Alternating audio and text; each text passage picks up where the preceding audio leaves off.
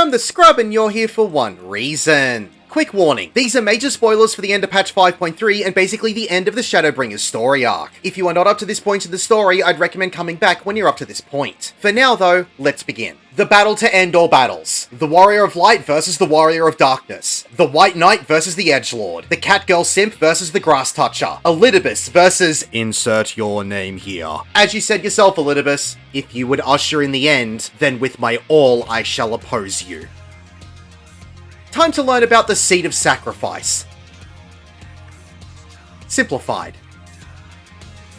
The Warrior of Light will cast Terror Unleashed. This will drop everyone to 1 health and give everyone the debuff of True Walking Dead. The only way to dispel this debuff is to be healed back to full health. Both healers will have 15 seconds to bring everyone's health back up to full. Even if you are missing just 1 HP by the time the debuff ends, you will instantly die. When this cast happens, the arena will also get a crystallized glow on the walls of the arena. This will give you a very harsh bleeding dot tick for 15 seconds if you get pushed into or run into the wall. After this will be the cast of Solemn Confidia, which will put medium-sized AoEs under 4 random players. Just get out of these to avoid them. Getting hit by them will give you a vuln stack. The Warrior of Light will then raise the sword over his head and cast Coruscant Saber. There will be rings surrounding the sword, which will indicate that this one will be a donut AoE. You will need to get inside the hitbox of the boss to dodge this. If you fail to make it inside the hitbox in time, it will give you a vuln stack. Following this is another Coruscant Saber cast, but this time the sword will not have any effects. This will indicate that it's a point-blank AoE around Elidibus. Just get out to avoid the vuln stack that this will give if you stand in it. The cast of Absolute Fire 3 will give everyone this fire icon above their heads. The outside ring of this icon will be split into thirds, with one section vanishing every second. After all of the sections have gone out, the mechanic will hit and give everyone a pyretic debuff for 3 seconds. If you move or perform actions in these 3 seconds, you will be damaged for every tick that you're doing something, and you can easily die if you aren't careful. Just stop moving and performing actions for 3 seconds to safely pass the mechanic. Then it will be the cast of Absolute Blizzard 3, which will give everyone an ice-like icon above everyone's head with the same outside section in thirds. The countdown will happen again, and when it goes off, you'll need to be moving around. Casting does not count as moving. You will need to work that machinist gap closer, which are your heavily muscled thighs, and move around when the countdown reaches 0. If you are not moving when the cast goes off, you'll be hit with Deep Freeze, which will cause you to be frozen in place, and you'll be unable to move or perform actions for several seconds, while also getting a dot tick for as long as you are frozen. The Warrior of Light will then cast Imbued Absolute Fire 3 or Imbued Absolute Blizzard 3. He will jam his sword into the ground, and the relevant element will rise up from the ground to indicate which one he is storing if you fail to see the cast bar in time. This will store either the fire or ice mechanic for later on. If you manage to forget which one he stores, you can look at the chat, as it will say the Warrior of Light imbues his blade with either Blizzard or Fire. Then the Warrior of Light will cast Imbued Coruscants. You'll need to look up to the sword to see if it has effects for a donut AoE or no effects for a point-blank AoE, and then dodge into the relevant safe zone. Right as this sword mechanic goes off, the mechanic that was just stored will go off at the same time. So if it's Fire, you'll need to dodge to the safe zone, then stop moving for 3 seconds to avoid the pyretic damage, and if it's Ice, you'll need to dodge to the safe zone and then keep moving around to avoid being frozen. Following this will be the cast of Sword of Light. A sword will fall into the ground in the middle of the north wall of the arena as the arena will get darker. The sword will trace a massive triangle starting on the point where it landed. You will need to be outside the triangle when the sword completes its journey around the arena. If you are still in the triangle when the sword has gotten back to its starting point, you will instantly die if you are a non-tank. As the triangle goes off, the arena will return to normal. While this is going on, the Warrior of Light will cast Summon Worm, and a Bahamut will appear on one of the sides on the north end of the arena. For this first cast, normally it's on the left. It will sweep across the half of the arena it's facing with the move Cauterize. It has a pretty early snapshot, so if you are in this AoE when it fades away, you will instantly die. So make sure that you move to the other side of the arena as quickly as possible to avoid this instant death. The bitter end is a tank buster. Elder Dragon Dive is a room-wide AoE. From here, mechanics will begin to cycle until you get the Warrior of Light below 50% health. When it reaches this threshold and is not performing any mechanics, it will teleport to the north end of the arena and cast Ascendance. This will cause everyone to be fettered in place, and the Warrior of Light will become untargetable. It will cast Absolute Teleport and send everyone to another dimension. This is where it will be time for an active time maneuver. It is time to button match, as you will need to continuously mash buttons for 15 seconds to keep the red part of the bar in the gauge. You will fail as a party if at least one person fails to keep the bar in the gauge. You won't break out of the chains, the arena will fade to black, and you'll have to start again. If everyone has succeeded, you will pass the check, break free of your chains, and a cutscene will play as you return to the arena. When you regain control of your character, the party will gain an instant limit break 3, as the Warrior of Light gets a limit break 4 above their head. This is where it's the tank's time to shine. Tanks will need to wait until the Warrior of Light begins to swing their sword to perform the attack. This is where the tank must hit the limit break for the tank LB3. If you hit the tank LB3 too early so the buff drops off, or you don't use it at all, all, the party will die and you'll have to start again. However, if you manage to make it past this hit, it will be a checkpoint. So if you wipe after this, you will start from here instead of the beginning. After this mechanic finishes, the Warrior of Light will become targetable again and they will be back to a full bar of health. He will imbue his sword with an element of ice or fire and then cast Spectre of Light. This will bring in several different untargetable enemies into the fight that will all cast different mechanics. First up, it's the White Mage and Black Mage who both cast Twin Cast. This will put 4 meteor circles in the arena with 2 spheres orbiting it. This means that the circles will need 2 people in them to soak the damage as the meteors fall into them. People can pair up and stand in these circles. If a circle is missed, it will explode and give everyone a Vuln stack. Following this will be the cast of Imbued Coruscants. So remember which element is happening as well as looking at his sword to see which AoE he is performing too. Following this is a room-wide AoE, which is then followed by a Dark Knight appearing in the arena and putting down 2 AoEs on opposite corners of the arena with the cast of Brimstone Earth. Standing in this AoE when it goes off will instantly kill you. The Warrior of Light will cast Summon Worm, and you'll need to see which side of the arena you'll need to dodge into to avoid the half-room cleaving hit of Bahamut. At the same time as this, the AoEs from the Dark Knight will begin to expand. You'll need to move away from these as every tick that you're inside this AoE will give you a Vuln stack and a hard hit. Even invulnerability will not save you from the Vuln stacks that this will give out. While these are expanding, a Bard will appear in the arena and cast Deluge of Death. This will give one random player a flare marker. At the same time that the flare marker is put on this player, another player will get a stack marker with the Warrior of Light casting Absolute Holy. The player with the flare marker will need to cross to the other side of the arena to get as far away from the rest of the party as possible to reduce the overall damage, while everyone else groups up and shares the damage of the stack marker. Following this will be another tank buster. The Warrior of Light will then move to the middle of the arena and cast To the Limit. This will put a number of bars of a limit break above his head. 1 bar of LB will be the cast of Radiant Braver. This will target 1 healer, 1 DPS and 1 tank with a red marker over their heads. This will be a big conal AoE through these players' positions. You can just spread out to avoid overlapping these. If you manage to get caught in an overlap of these conal AoEs, it will instantly one-shot you. Then it will be another cast of To the Limit, this time with 2 bars of LB and the cast of Radiant Desperado. Both healers will have a straight line stack marker. Everyone else will need to split up and group up with the healers as much as possible. You cannot put these stack markers together, as getting hit by 1 stack marker will give you a physical vulnerability up debuff of 5 seconds, which means that you cannot take a second one. If you end up taking a second stack marker, no matter the means, you will instantly die. Then it's another cast of To the Limit, which will be 3 bars of LB and the cast of Radiant Meteor. 4 players, either all of the support or all of the DPS, will get a pink icon over their head with a massive point-blank AoE around them. These players will need to move away into a corner of the arena each to leave a small safe zone in the middle. Getting caught in an overlap of these massive AoEs will instantly kill you. This is why we get them out to the corners to make sure that there is at least a small safe zone where everyone else can stand. If you can't make it to this safe zone in the middle, just make sure that you're only standing in 1 AoE so you will still survive. Then it will be another Sword of Light cast, but this time it will be 2 swords on different points in the arena. You'll need to check which side the swords are on. If the swords are on adjacent sides, you can stand in the corner between the swords and this will always be a safe zone. And if the swords are on opposite sides, you will need to stand in the middle on the side of a wall where a sword isn't. Both of the swords will pass by you and leave the safe zone on opposite sides. Again, if you are caught in either of the triangles, you will instantly die. As the triangles finish forming, there will either be an Absolute Blizzard or Fire cast with the icons above players' heads. Remember to either move for the ice or stand still for the fire. After another room-wide AoE, the Warrior of Light will imbue his sword with another element and cast another Spectre of Light. A ninja will appear in the arena and cast Suiton San. This will cast a water spout on either the west or east side of the arena. This will be a knockback across the arena from the side of the water spout. Knockback immunity does work for this mechanic. While this goes off, the ninja will cast Katon San, which will put a stack marker on a random player. So make sure that you stack up after the knockback goes off. After the stack marker goes off, there will be another cast of Imbued Coruscants. So again, look for the sword for either getting in or out, and remember if either ice or fire is happening. As this is happening, a summoner will appear in the arena and cast Summon. Right after the AoE from Elidibus goes off, 4 Bahamuts will appear on the corners of the arena and tether to 4 random players. The Warrior of Light will cast another Solemn Confiteor to put medium-sized AoEs underneath random players, as the summoner also casts Flare Breath. These tethered players will need to point these tethers to the outside of the arena to maximize the safe zone. As the cast of Flare Breath ends, the Bahamuts will have a massive conal AoE through each player that they are tethered to. Each conal AoE that you get hit by will give you a Vuln stack. Another tank buster will happen as a warrior appears in the middle of the arena. It will create 4 conal AoEs with a safe spot between each one, and then create another 4 conal AoEs in those safe spots. You'll need to wait for the first set of conal AoEs to go off before moving into them and avoiding the second set of AoEs. Getting hit by any of the conal AoEs will give you a Vuln stack. At the same time as this, the cast of either Absolute Fire or Blizzard will happen. So dodge the conal AoEs and then resolve the Absolute Element mechanic that will be above your head. There is also a very important mechanic that I need to point out. If you use the Limit Break when the Warrior of Light is not casting a move, he will immediately say, "Clad in prayer, I am invincible," and gain a Hallowed Ground buff, which will render him completely invulnerable for 10 seconds. This invulnerability is for everything, including the Limit Break. To make sure that this doesn't happen, you'll need to wait for Elidibus to be casting a move for you to use the Limit Break, as he will be distracted by casting casting in order for you to bypass this invulnerability. From here, mechanics will begin to cycle and repeat until the Warrior of Light has been defeated. Congratulations, you have defeated Elidibus.